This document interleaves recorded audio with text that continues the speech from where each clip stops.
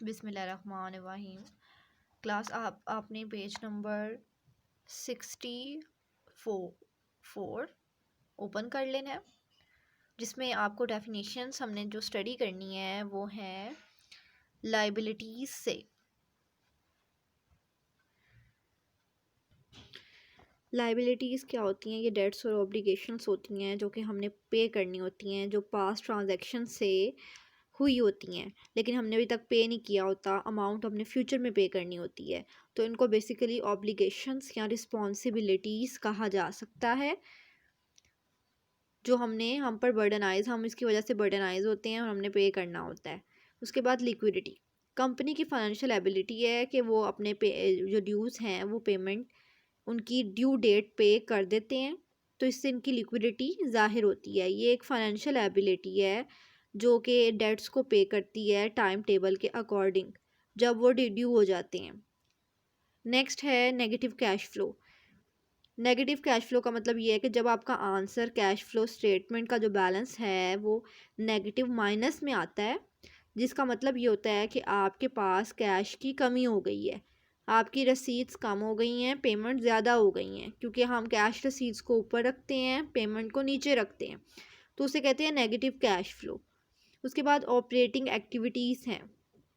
Operating activities का मतलब ये है कि वो तमाम एक्टिविटीज़ जो बिज़नेस की इनकम स्टेटमेंट में इंक्लूड होती हैं और जो रूटीन बेसिस पे होती रहती हैं, उन्हें हम कहते हैं ऑपरेटिंग एक्टिविटीज़। नेक्स्ट है honour equity.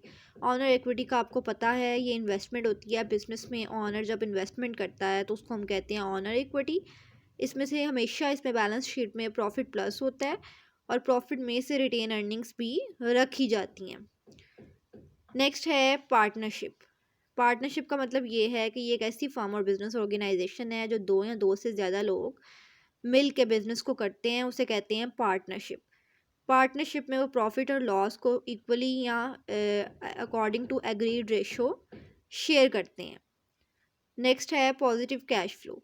Positive cash flow का मतलब ये है कि जब आपकी कैश रसीद ज़्यादा हो जाए, कैश पेमेंट कम हो जाए, तो आंसर आपका प्लस में पॉजिटिव में आता है। इसका मतलब ये होता है कि हमारे पास पेमेंट करने के बाद भी कैश बच गया है, जबकि नेगेटिव में पेमेंट ज़्यादा हो जाती हैं, कैश रसीद्स कम हो जाती हैं। तो नेगेटिव कैश फ्लो और पॉजिटिव कैश फ्लो दोनों का ऑपोजिट रिलेशन है। इसका मतलब है कैश का इंक्रीज़ होना, इसका मतलब है कैश का डिक्रीज़ होना। उसके बाद नेक्स्ट है रिटेन अर्निंग्स। रिटेन अर्निंग्स का मतलब ये है कि स्टॉक होल्डर इक्विटी के जो प्रॉफिट में से हम कुछ रखते हैं रिजर्व के तौर पर प्रॉफिटेबल ऑपरेशन में से, उसे हम कहते हैं रिटेन अर्निंग। रिटेन अर्निंग हमेशा डिविडेंड पेमेंट के बाद रखी जाती हैं एज अ रिजर्व। नेक्स्ट है रेवेन्यू। रेवेन्यू का मतलब ये है कि कंपनी के एसेट्स या कंपनी के कैश में जो चेंजिंग्स आती हैं, कंपनी की अर्निंग होती हैं, रेवेन्यू ज़्यादा हो जाता है, अर्निंग ज़्यादा हो जाती है, उसे हम कहते हैं रेवेन्यू। जैसे कि अगर आपका गुड्स का बिजनेस है तो सेल्स आपका रेवेन्यू है। अगर आपका सर्विसेज बिजनेस है तो जब आप सर्विसेज रेंडेड कर देते हैं तो उससे जो अमाउंट आती है वो आपका रेवेन्यू होता है। Next sole proprietorship. Sole proprietorship partnership के ऑपोजिट है। जब कोई एक इंसान बिजनेस को स्टार्ट करता है और वो खुद ही जिम्मेदार होता है प्रॉफिट एंड लॉस का, तो उसे सोल प्रोप्राइटरशिप कहते हैं। नेक्स्ट है स्टेबल डॉलर अजम्पशन। इसका ये ऐसी अजम्पशन है जो अकाउंटेंट ज्यूम करता है कि फाइनेंशियल मॉनेटरी यूनिट को यूज़ किया जाता है फाइनेंशियल स्टेटमेंट्स के लिए, मॉनेटरी मेजरमेंट्स की जाती हैं, मॉनेटरी टर्म्स को यूज़ किया जाता है फाइनेंशियल स्टेटमेंट्स बनाने के लिए।